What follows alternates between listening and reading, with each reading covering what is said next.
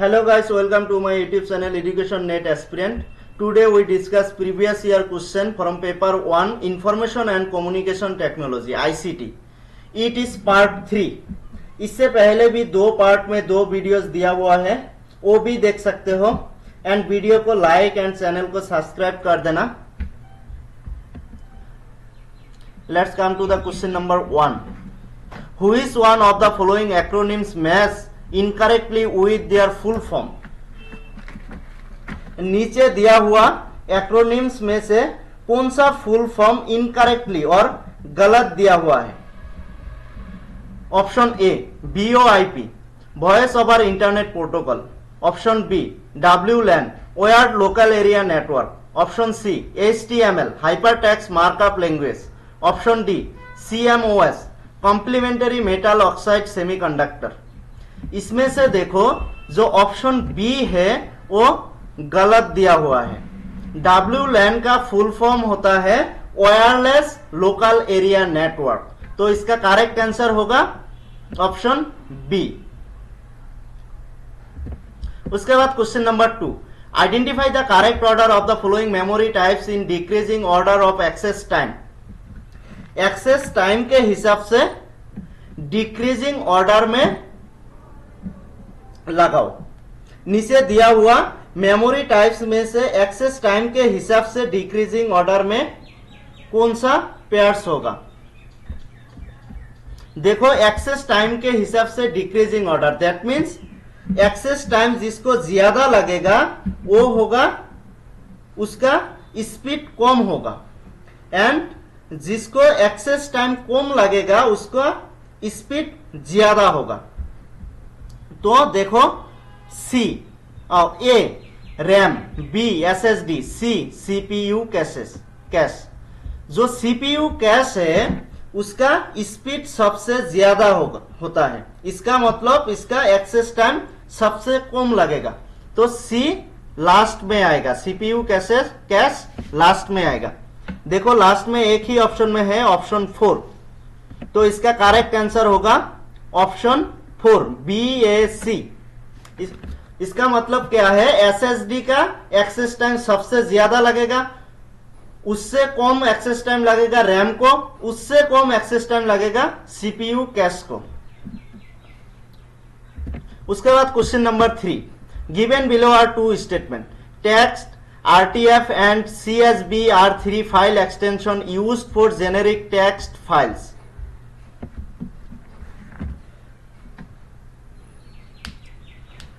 Text RTF and CSV ये तीनों file extension है जिसको यूज किया जाता है जेनेरिक टेक्स्ट फाइल के लिए. जेनेरिक टेक्स्ट फाइल के लिए it is correct. Text RTF and CSV ये तीनों फाइल एक्सटेंशन है, इसको यूज किया जाता है जेनेरिक टेक्स्ट फाइल के लिए. तो स्टेटमेंट 1 इज ट्रू. उसके बाद statement 2. RAR file extension is an acronym for Roshal archive developed by Russian software engineer Eugene Roshal. RAR file extension Roshal archive के एक एक्रोनिम है जो डेवलप किया हुआ है Russian software engineer Eugene Roshal ने. It is also correct. तो इसका आंसर होगा option A. Both statement 1 and statement 2 are true. दोनों ही स्टेटमेंट ट्रू है. उसके बाद question number 4. In ICT who is one of the following pairs of acronyms and its expansion is incompatible.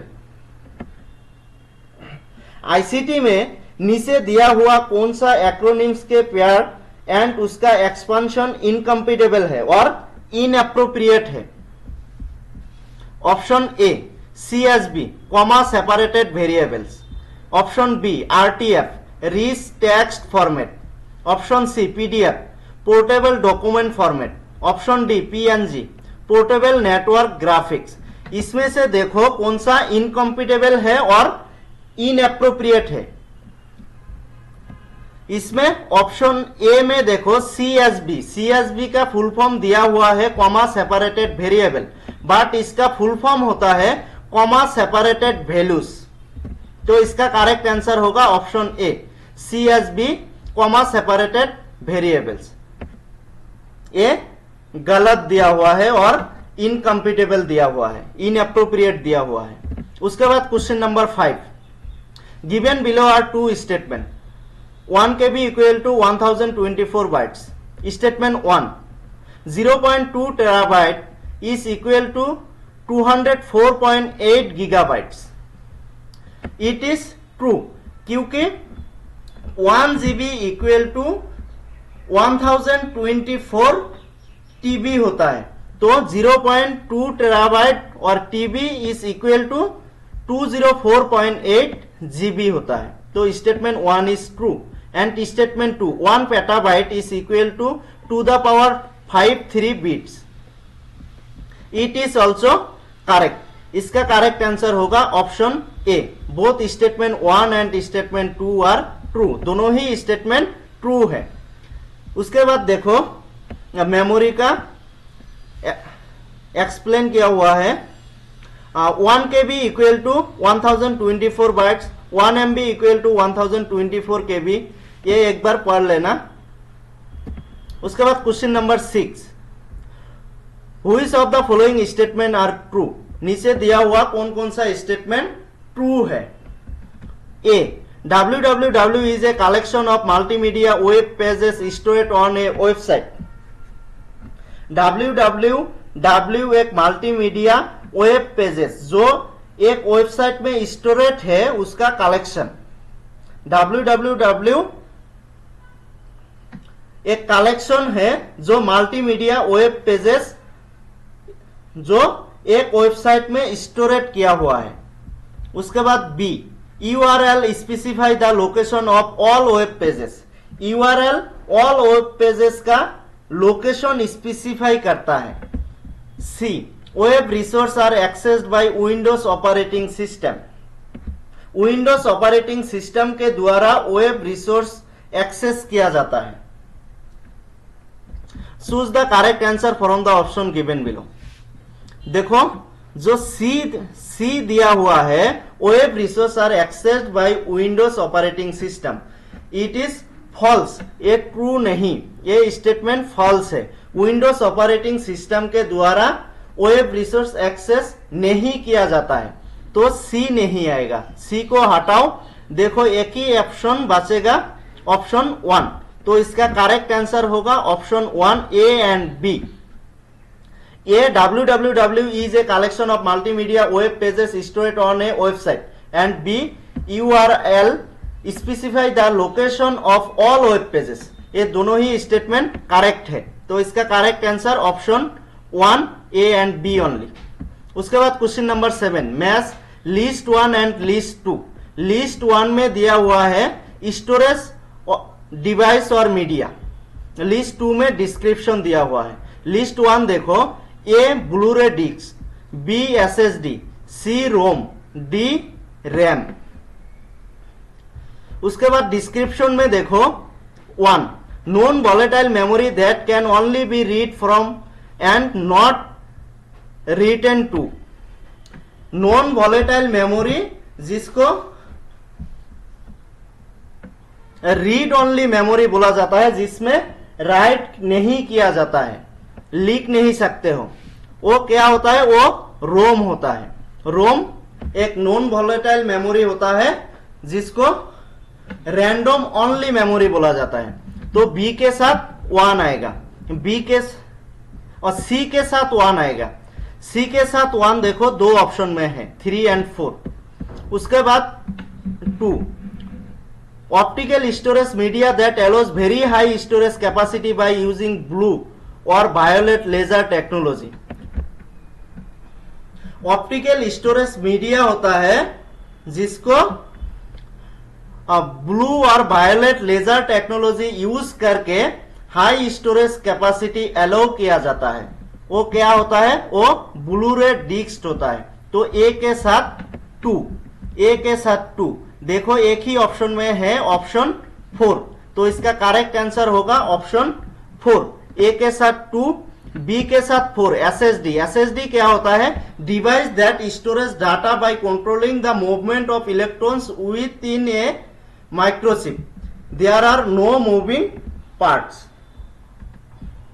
उसके बाद सी के साथ 1 रोम जो नॉन वॉलेटाइल मेमोरी होता है एंड रीड ओनली मेमोरी होता है।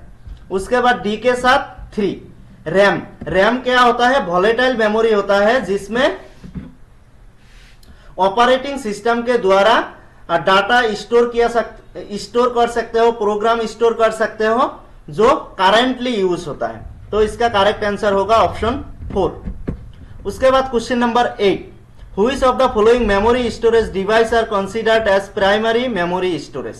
नीचे दिया हुआ कौन कौन सा प्राइमरी मेमोरी स्टोरेज है, प्राइमरी मेमोरी का डिवाइस और स्टोरेज है।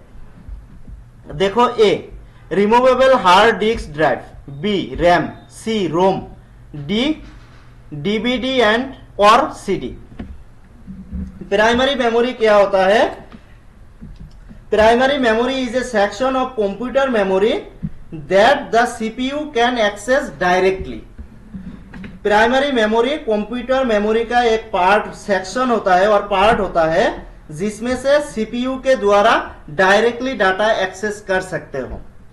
देखो, प्राइमरी मेमोरी में आता है B and C, RAM and ROM. तो इसका आंसर होगा option 4, B and C. RAM and ROM में से सीपीयू के द्वारा डायरेक्टली डाटा एक्सेस कर सकते हैं। उसके बाद question number 9, match list 1 and list 2। List 1 description दिया हुआ है एंड लिस्ट 2 में आईसीटी टर्म दिया हुआ है। लिस्ट 2 देखो, ICT term 1 internet service provider ISP, list 2 hyper text transfer protocol HTTP, 3 media access control address MAC address, 4 internet protocol IP address. देखो, उसके बाद डिस्क्रिप्शन में देखो, set of rules that must be obeyed when transforming files on data across the internet. Internet के द्वारा data files transform करते वक्त कुछ रूल्स होता है जो मानना जरूरी होता है। इसको क्या बोला जाता है? इसको हाइपर टेक्स्ट ट्रांसफर प्रोटोकॉल बोला जाता है, HTTP। तो ए के साथ 2, ए के साथ 2। देखो, 2 ऑप्शन में है, 2 एंड 4 ऑप्शन में है, ए के साथ 2। उसके बाद बी देखो, ID given to device when it connects to the internet, the ID sense each time the device connected. Device जब इंटरनेट के साथ कनेक्टेड होता है तो अब एक आईडी दिया जाता है जो इस टाइम डिवाइस कनेक्टेड के साथ साथ सेंस होता है। इसको क्या बोला जाता है? इसको बोला जाता है इंटरनेट प्रोटोकॉल आईपी एड्रेस। तो बी के साथ होगा 4, बी के साथ 4 भी दोनों ऑप्शन में है, 2 एंड 4 दोनों ऑप्शन में बी के साथ 4 है। उसके बाद सी देखो, company that provides the user with access to the internet for a monthly subscription. Company जो यूजर को मंथली सब्सक्रिप्शन के हिसाब से इंटरनेट एक्सेस प्रोवाइड करता है उसको क्या बोला जाता है? Internet service provider ISP. तो सी के साथ होगा 1, सी के साथ 1। देखो, इन दोनों में से एक ही ऑप्शन में सी के साथ 1 है, तो इसका करेक्ट आंसर होगा ऑप्शन 2। उसके बाद डी देखो, ID which uniquely identifies the device connected to the internet, this ID rarely changes. ID जो इंटरनेट के साथ कनेक्टेड डिवाइस को यूनिकली आइडेंटिफाई करता है एंड ये जो आईडी होता है ये रेयरली सेंस होता है, ऑल टाइम सेंस नहीं होता है, रेयरली सेंस होता है। तो उसको बोला जाता है मीडिया एक्सेस कंट्रोल और मैक एड्रेस। तो इसका करेक्ट आंसर होगा ऑप्शन 2, ए के साथ 2, बी के साथ 4, सी के साथ 1 एंड डी के साथ 3। उसके बाद question number 10, last question, which statement based describe data comparison. नीचे दिया हुआ कौन सा स्टेटमेंट डाटा कंपैरिजन को अच्छे से डिस्क्राइब करता है? Option A, the process of calculating the file size of a shape file. Option B, the process of encoding characters into more than one language. Option C, the process of encoding information to try and use fewer bits than the original data. Option D, the process of removing necessary data from a file. इसका correct answer होगा option C, the process of encoding information to try and use fewer bits than the original data. आज के लिए इतना ही। अगर video अच्छा लगा तो like, share, comment and channel को सब्सक्राइब भी करना। एंड चैनल में बहुत सारा पेपर 1 का PYQ वीडियोस दिया हुआ है, वो भी देख सकते हो। Thank you.